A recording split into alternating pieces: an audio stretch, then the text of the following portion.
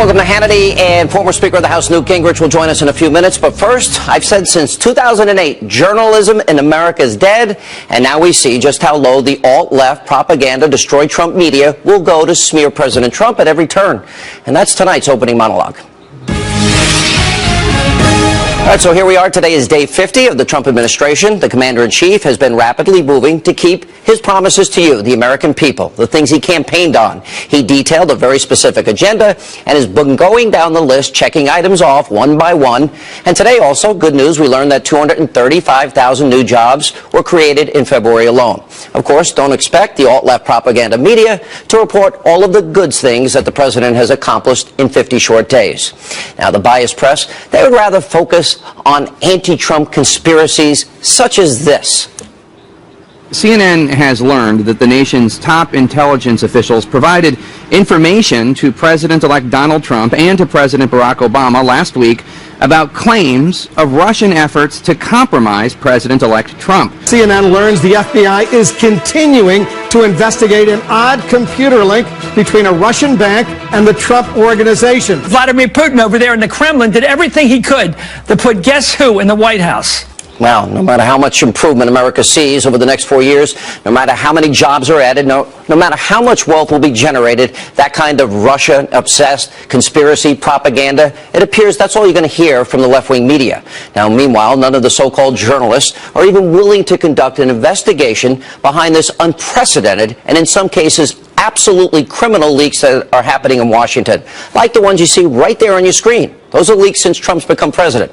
However, at Circa News, two very well-respected journalists, they have conducted a thorough investigation into the Trump-Russia collusion claims. And what did they discover? Just weeks before the election, the FBI received a warrant to investigate a server connected to Donald Trump's businesses, but they found no wrongdoing, no collusion with the Russians. And around the same time, in fact, in October, a FISA warrant was also granted to investigate potential Russian influence in the election. Now, if the mainstream media cared about presenting the whole truth, they should run headlines like this: federal investigation finds no evidence to date that Trump campaign colluded with Russia. I'm not going to hold my breath that someone will actually publish this, even though they should tell the American people the truth. And that's the problem. Time and time again, the media is so focused on pushing their radical, lazy agenda, they fail to see the truth that's right in front of them. Now, they never vetted Barack Obama. They never admitted to colluding with the Clinton campaign and acting as their surrogate. And they utterly failed to predict the rise of President Trump. So, who can disagree with me that they are abusively biased? Who can disagree with Steve Bannon when he calls them the opposition party in this country? Now, many in the media, they're so deeply invested in seeing that President Trump fails, well, many deep state, Obama-era holdovers, they're still entrenched in government. And by the way, I'm not the only one that feels this way. For example, former Democratic Congressman Dennis Kucinich, he said that President Trump has a point about the wiretapping. Take a look. People who are saying about President Trump's claim, oh, it could never happen. Well, frankly, it happened to me.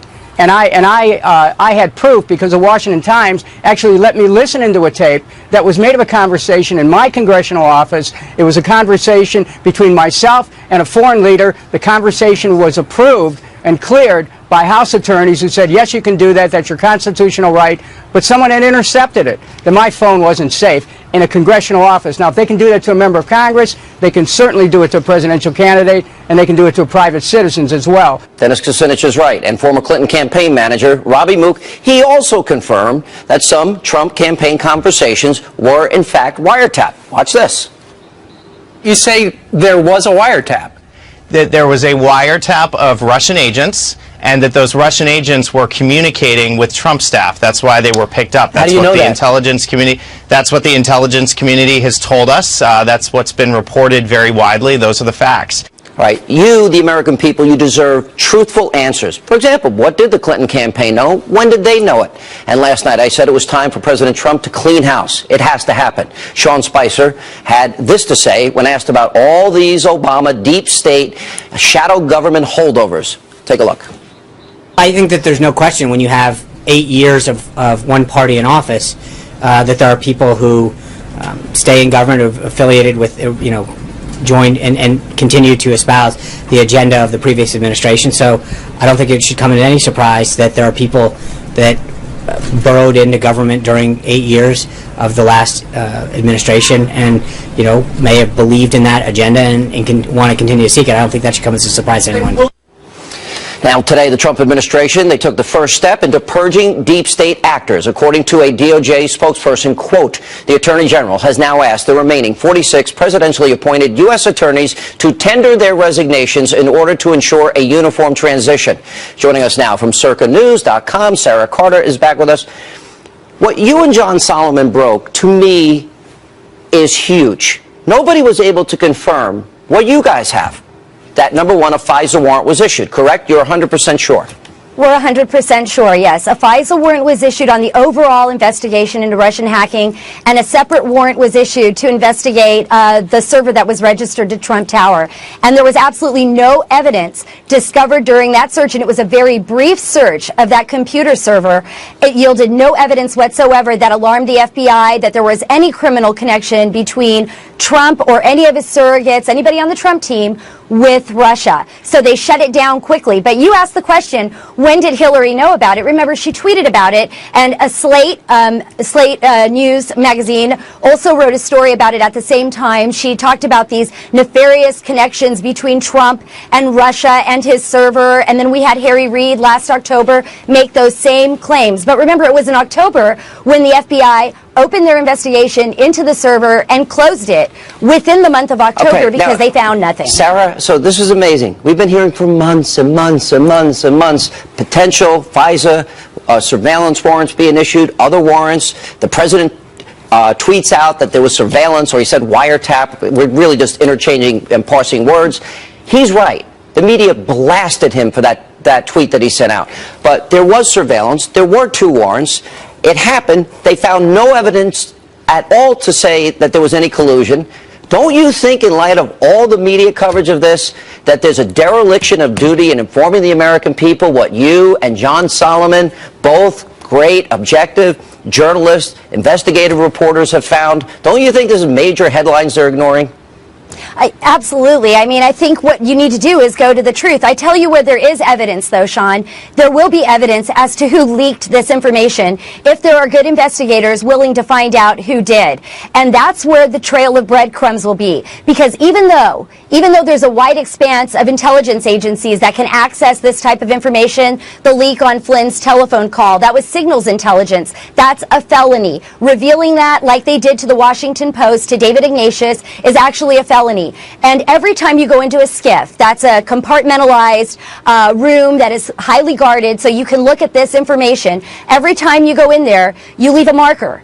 And that marker remains there so that people can go back and see who viewed that information. So if somebody wants to find out who the leaker is, if somebody wants to find out who violated federal law and leaked classified information on the wiretaps that were on the Russian ambassador, not on Trump, but they were on the Russian ambassador at that time and not on Flynn, they can find out. And that evidence is there. So I believe that whoever is appointed to investigate on the leaks will eventually sniff out that person, and that person will be exposed. Well, Sarah, I got to say again, both to you and John Solomon, really great investigative work. You deserve far more credit and coverage than you've been getting.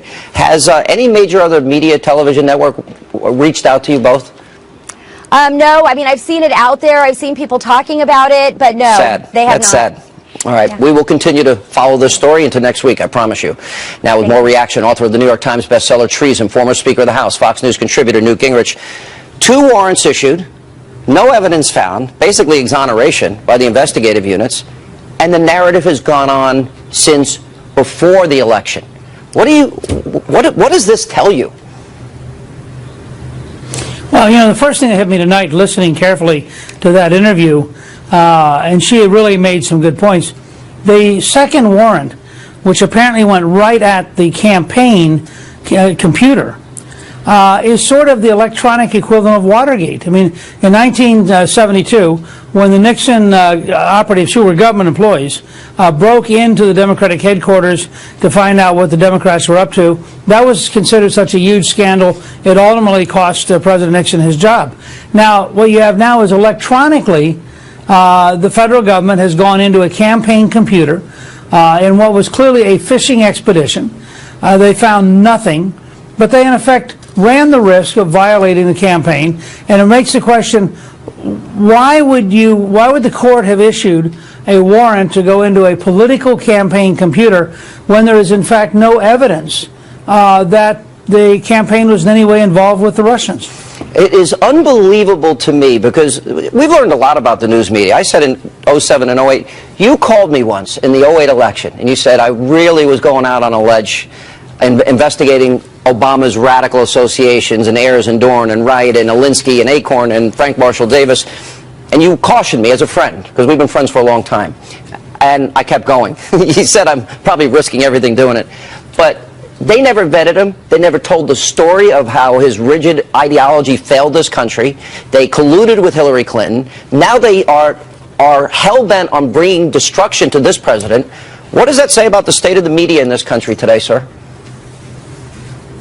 Well, let me say, first of all, just for the record, I have since said many times that Sean Hannity was the only reporter in 2008 who understood the core radical nature of Obama and who attempted to explain it to the country.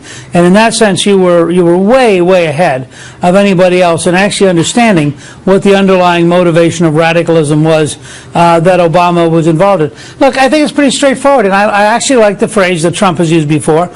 You have fake news. The fake news is created by people like the Washington Post and the New York Times because they're waging war on the Trump administration. This is not just bias. This is not just slanted coverage. These people are at war with the very survival of the Trump administration. They are the opposition. Sean Spicer was exactly right today. Right. They are the opposition party, and they are helped by government employees who overwhelmingly voted for Hillary Clinton. We know, for example, that 99% of the campaign money donated by the State Department went to Hillary Clinton. Hang on one second. 99%. That tells a big story. We'll have more with Newt Gingrich right after this break. Very important story we're covering here. Also, the king of fake news himself, Brian Williams, who got busted for fake news and lying, is now trying to lecture the commander-in-chief. Really? Austin Goolsbee, David Martosco, and later, Tommy Lahren and Jessica Tarlov are here. A busy news night on this Friday. Welcome back to Hannity. We continue with the former Speaker of the House, Fox News contributor, Newt Gingrich. So I had you on the other night. I loved an analogy that you use. You know better than anybody. You were the Speaker of the House. You said you get a box and everybody, what you need, the parameters in which you can pass a bill. I'm not particularly happy, and I think the President has not been served well by the way they rolled out the health care repeal replace. I know there are complications. I understand 51 votes, cloture. I get the whole thing. But I would have liked to have seen the arguments that we knew were coming, that were telegraphed were coming, resolved before they released the initial bill, and not have the intramural fighting. Maybe it all ends up fine, but when Freedom Works and Americans for Prosperity, Club for Growth, Heritage Action, Cato, the Freedom Caucus, the study group, and Senators Paul, Cruz, Rubio, and Lee are against it, it looks bad to me, especially after having 8 years to put it together. Well, I mean, it certainly looks messy.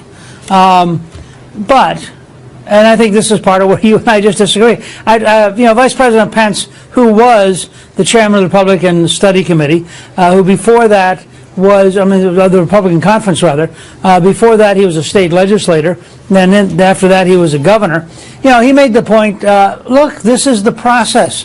So there had to be a bill to mark up. They brought out a bill that people on both sides, you're going to have some moderate Republicans with a little heartburn, you're going to have some conservative Republicans with some heartburn. Now they got to go through a process, and it's a messy process. Phase one, they got every single Republican on 2 committees. These are big committees, Ways and Means, Energy and Commerce. Every single one voted for it. Yep. Now they got to test the water. And the amendment process, with no one has any idea how it's going to come out. Am I so unrealistic that I know? Go ahead. I'm sorry. I was just going to say, Vice President Pence has pointed out, now the process goes forward.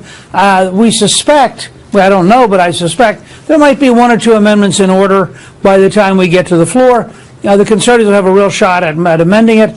Then Paul Ryan, with the help of the President and Vice President, has to get a majority of the vote to go to the Senate. The Senate's going to be very different. You're going to really dislike this, Sean, because the Senate margin is so narrow. You know, they've got to get 50 plus Vice President Pence. That means they got 2 votes to play with. Well, you've got 2 or 3 moderates on one side. As you point out correctly, you've got 3 or 4 conservatives on the other side. And then you have people who have real concerns, such as Senator Portman's concern about the opioid crisis. All of those have to be blended to get to 50 and Pence as a minimum. Now, when they do that, they're going to have a bill that's not quite capable of passing the House. And then the real fun will start, and they're going to have to get in a conference committee, Yep. and they're going to have to fight this out. In conference, I understand. The question will be, and am I naive, though? I think, by the way, at some point you'll see President Trump on the road in some key states campaigning to make the case. Listen, this is better. There's no question. This is better than Obamacare. I understand. I get the process. I get the sausage making. I understand the whole thing. Am I naive in thinking that a lot of this public fighting could have been avoided had everybody got in a room and worked it out, at least a lot of it, not all of it, ahead of time with all the considerations you laid out, especially because they had 8 years to do this? I'm naive, right? I'm stupid. I think that, no, I mean, last year the Republican House had a bill. They went through a long process. I think they had 7 different member meetings, and they put together a bill that I think had pretty wide support. I think they probably underestimated the importance of going through something this year that was more transactional. I agree with you on that. My only point would be, since you're off on the sausage making, is you ain't going to get a sirloin steak. There is no way in the American legislative process to get a sirloin steak. We might get a slightly tastier sausage. How's that for a Friday afternoon analogy? Mr. Speaker, have a great weekend. Thank you for being with us. And welcome back to Hannity. So some of the alt-left propaganda destroyed Trump media. They're finally admitting how abusively biased they were towards then-candidate Donald Trump during the election. Nate Silver is out there with an article with the headline, quote, "There really was a liberal media bubble." And guess what? It hasn't gone away. Take a look at the latest examples of bias from the king of fake news, Mr. Brian Williams himself. No serious person would say what he did. President Trump offered no evidence. There is no evidence, so we are left with a reckless smear of a former president. In that way, it was a stunner of a weekend here and abroad. The office of the president, if not the occupant, must speak with moral authority, especially at a time when North Korea is lobbing 4 missiles into the sea off Japan. And then there's MSNBC's poor Mika Brzezinski. She's losing it lately, suggesting that Trump is potentially threatening global security. Take a look at this hysteria. I will just say that what I think we're seeing across the board here is potentially threatening to our global security. I agree with you. On every level. And I urge people to read and really make decisions about exactly what they're seeing. I understand why so many people voted for him. I understand where you were coming from. I understand why you liked him. But this man is lying to you. Here with reaction, former Obama economic advisor, hysterical at times himself, Austin Goolsbee, and U.S. political editor at dailymail.com, David Martosco is with us. Austin, look, I love you. Are you really afraid of Trump? Are you really worried like your liberal, hyperventilating, hysterical brethren on the left? No, hysterically funny. Well, it is kind of funny to me, to be honest, watching you snowflakes freak out every day. Now, look, Sean, the thing is, the biggest network on cable is your network. You've been extremely positive on Donald Trump. On the very shows that you're talking about with Mika Brzezinski, there's a former Republican congressman sitting right next to her who provides a different perspective. Well, by the way, we call him Liberal Joe. Liberal Joe has lost his conservative credentials many years ago. I know compared to you, Sean, they're all liberals, but I'm saying that's true. There are many different media sources, and that some of them are liberal and some are conservative. That's healthy. There's nothing wrong with that. All right, fair enough. But, David, I do think that, you know, for Nate Silver to admit that, I thought showed a lot of character on his part. I've never been the biggest fan. He was wrong a lot during the election. He'd been right in past years. You know, give him some credit. His models were interesting, but he talked about the liberal bubble. The Daily Mail is not really part of that bubble. Well, we're not part of any bubble. We're really unique on the spectrum of media that's covering the president. I mean, I spent almost 2 years out on the trail covering Donald Trump when he was running. And I will tell you, if you think there is a liberal bias in political media, you really have no idea how right you are. I think Nate Silver hit the nail on the head in one respect. He said it's not just because they are that way, it's not just because they all share this political view, it's because they don't listen to people or have a lot of people around them who think differently. There's a lack of intellectual and ideological diversity in the media. I think it's fair to say that at least 9 out of 10 of the reporters covering Trump on the trail would never imagine voting for him. And I'll tell you, Martha Raddatz was not the only journalist crying on election night. I saw several at Trump's election victory party. That's just the way it is.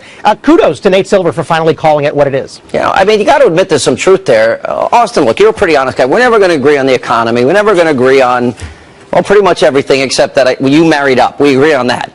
But short of that, I mean, you've got to admit the left's reaction is way over the top, and I would argue that liberal bubble exists. The Russia story we have now debunked. We have Sarah Carter, John Solomon, two well-respected investigative journalists, John Solomon for 20 years with AP, and he's saying, yeah, there was a FISA warrant, yeah, there was another warrant, yeah, there was surveillance at Trump Tower, and they found nothing, not one shred of evidence of collusion with the Russians.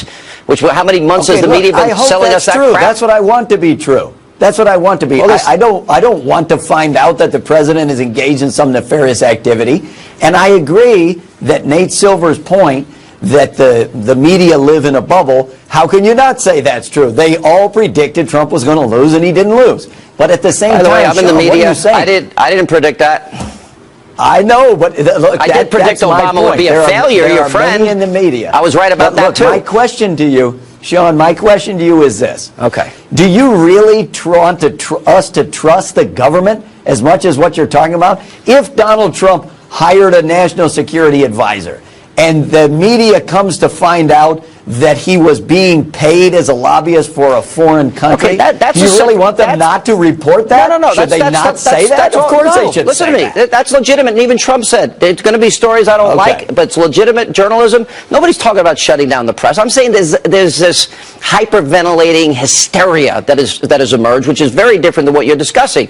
You know, but I would also add, and you should, as a liberal that believes in privacy, I assume, they shouldn't have leaked. They shouldn't have leaked from the intelligence community a conversation when they were surveilling not General Flynn, but the Russian ambassador. That's illegal. That's a violation of the Espionage Act, and that ended up in his career going up in smoke. So I would think on that issue, that's more important. Yeah, look, I don't condone illegal leaks, and I don't condone the illegal leaks of WikiLeaks either. I have been very consistent on both sides that I don't like them releasing that kind of illegal Well, maybe Hillary, David, if she would keep her emails server where it's supposed to be and not put it in a mom and pop shop bathroom closet, and if Podesta didn't fall for phishing scams, that's not Donald Trump's fault. Well, no, it's not. And let's be very clear about this. There are some very skilled, smart, and honest reporters covering the White House right now. But there are also some people who are just waking up every morning looking for the silver bullet that's going to kill the Trump monster.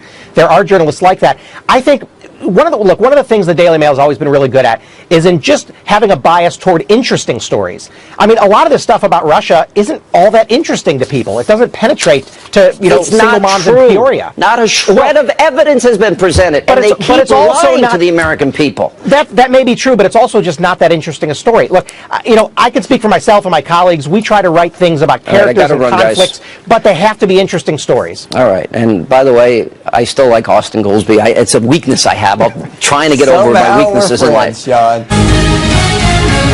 Welcome back to Hannity. You know Samantha Bee, the host of Full Frontal on TBS. She was forced to apologize after mocking the hair of a CPAC attendee. Watch this. This year, the bow ties were gone, replaced by Nazi hair. Nazi hair, Nazi hair. Well, it turns out that one of the people that Bee is making fun of, Kyle Coddington, well, has hair like that because he has stage 4 terminal brain cancer. Now, Bee did finally apologize to Kyle, but here's what he said on Fox and Friends earlier this morning. The effects of this go much further than just insulting me and the illness itself. It's just inconsiderate and very unprofessional to, lump together anyone with a certain hairstyle or just the way they look. Here with reaction, the host of Tommy on the Blaze, Tommy Lahren, and Democratic strategist Jessica Tarlov.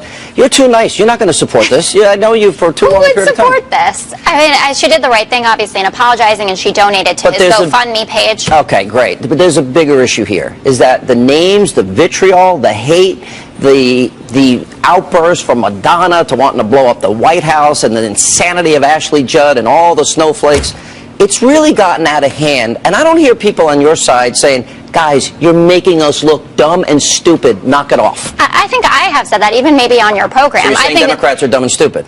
No, I don't think I'm saying that. You're saying the snowflakes are? Some snowflakes. I personally don't consider myself a snowflake. I wear black all the time, too. But what I would say is that, yes, liberals shouldn't do this. This is also, trademark of comedians, that they make fun of people's physical appearances. She did the right thing. Now I would also like an apology from Alex Jones for talking about Michelle Obama, calling her a, quote, tranny. Mark Dice, who said during the DNC, oh, look, we have a transgendered speaker. Who's Mark Dice? He's a conservative web host. Donald Trump, mocking a disabled reporter. Alicia Machado, Miss Piggy. You don't know Donald Trump? You know, I do know these people, but my question for Jessica would be, and this is just an honest question I want to know, do you think that this was a conservative host, even a conservative comedian host, do you think that the left would have called for them to step down, called for them to resign? Step down from not what? Whether you from think her show not on that TBS? Yes. Do you think that the left would have asked a conservative host to stand down or to be fired? If a conservative host had said to stand down every day. No, do you think Alex that, Jones Jessica, that's not my question. Do you think that the left would have asked a conservative host to be fired if they had made these comments? I think that I'm not really understanding it. Would the left have asked Alex Jones, when he called Michelle Obama a, quote, tranny, to stand down? Yes. I'm asking Tommy, let me see if I can jump in. Because what Tommy's pointing out is a real clear present danger for all conservatives.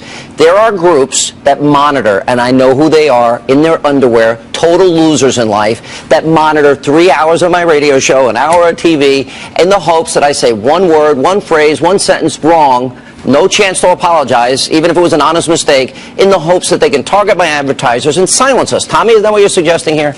That's exactly what I'm saying. I'm saying I don't think that Samantha Bee should be fired. I think she made a mistake. I think that she apologized for it, and that's wonderful. I'm saying the hypocrisy of the left. Because if this would have been a conservative host, oh my goodness. But all hell would have broken loose. So I did understand your question. I named, when I started, a bunch of conservatives who have said awful things, including the President of the United States of America, who called Alicia Machado Miss Piggy, who said, Carly Fiorina, look at that face. I mean, crooked Hillary, even. We're talking about a candidate for President of the United States. But does the left have the same outrage about this? There was outrage about it. There were as well. There are a lot of people who don't like Dan Savage's comments as well. I'm one of them. If you are someone who defends people who have been bullied, do not bully. The language is unacceptable. I'm asking. Can I just stop with this thing? Look, we're all full of crap. Everyone that acts like they're so outraged and hurt by words. Baloney. No word ever hurt me in my life. And by the way, Jessica, I wish I was as tough as you. You can Google. I've been called. Tommy's been called. Every name in the book. Probably Tommy's even had it worse than me in the last year. I'm not offended by what they call me or what anybody says on a radio or TV show. Well, not this show. Turn the dial any other show. No, I agree. Words don't hurt me either. I'm more concerned about that individual who's a private citizen who had his hair made fun of. It probably didn't make him feel too good at the end of the day. But again, I don't think this is about words and how words hurt. I think this is about throwing around the terms Nazi and fascist, because those are pretty heavy labels to throw around. And those on the left, those and even comedians on the left, like to throw those terms around a lot. Samantha Bee, Whoopi Goldberg, the list goes on. They like to call Trump supporters Nazis a lot. I don't think that's appropriate. I think it's reckless as well. I agree with you, and I've never thrown that term around. I would say, though, that her comment came from the fact that Richard Spencer, who that's where that haircut issue comes from. He's not a conservative. I don't even know that. I don't even know half the people you're talking about. Yes, you don't know who Alex Jones is. You don't know who Donald Trump is. I'm not sitting there monitoring. I'm not the PC police giving a rip what anybody says. Who cares? Who cares? I care, and millions of Americans care. Well, you know what? We're going to have to get a little tougher, because it sounds pathetic that, except in the case of you have cancer, leave the cancer people alone, leave the kids alone. What about the disabled Say anything they want about you, me, Tommy, or anybody else. I mean, we're fair game. We're up here, and we have to be willing to take it, and I absolutely will. I can take it. I can take a punch. All right, we got to roll. Thank you. Thanks. Oh, my gosh. It is not compassionate, but reckless to allow uncontrolled entry from places where proper vetting cannot occur. We cannot allow a beachhead of terrorism to form inside America. We cannot allow our nation to become a sanctuary for extremists. That is why my administration has been working on improved vetting procedures, and we will shortly take new steps to keep our nation safe and to keep those out who will do us harm. All right, that was President Trump during his address last month to a joint session of Congress, explaining why extreme vetting is needed. Earlier this week, President Trump signed a revised executive order on extreme vetting, but the left, they continue to lie about the new order. Earlier today, Congressman Keith Ellison, he said this. Take a look. Well, it was starts out with bad intentions. I mean, he campaigned on a Muslim ban. He said that explicitly. It's changed. So it has changed, but it's not changed to the point where it's no longer intended to harm and block people based on their religion. All right, just this week, Senator Ron Johnson, he sent a letter to the Attorney General, Jeff Sessions, asking him to look into how an alleged Iraqi insurgent who reportedly came into the country through the refugee program was not prosecuted due to, quote, resistance from Washington officials just before the 2016 election. Joining us now with reaction, Fox News senior correspondent Geraldo Rivera and New York City mayoral candidate with both of our endorsements right here. That's right. Bo Dietl. You have Hannity and Geraldo. BoForMayor.com. BoForMayor.com. How do you spell Bo? B-O. Okay. Geraldo, I love you. This is why we vet them. Let's keep Americans safe. Let's not gamble with American lives. Let's do due diligence. You come into the country, we know everybody's happy and safe. Fine. The new executive order is both constitutional and statutorily sound. The problem is everything candidate Trump said about Muslim immigrants during the campaign. The court will say, I know you're saying now that there's not a religious test. I know that this is constitutional, but I know your real intention is to ban Muslim immigrants. I think that he has... Well, if that was really his intent, that's what the order would say. He has destroyed his opportunity by they're quoting Rudy Giuliani's comments. Well, look at... Wait a minute, 90% of Muslims not impacted. Well, look at... Let's talk about evolving. What the president said, you can always make a compromise and come back. Right now, what the president should come out and say, you know, I thought about it. I made some statements when I was running for president, and I rethought about it. You know what I want to do? I want to make it tight for everyone coming into this country, whether they're coming from France or Germany. You have a lot of Syrians in Europe. I want to tighten up our vetting right now for everyone coming into the country. I'm going to take what you just said, and this is the answer. I think everybody coming into America vetting. You got the president's ear better than anybody. You probably have a fast dial over there. I think the president should step up, and you know what they'll show? A humanity to all of America. Hey, look, I made a mistake, but what I'm going to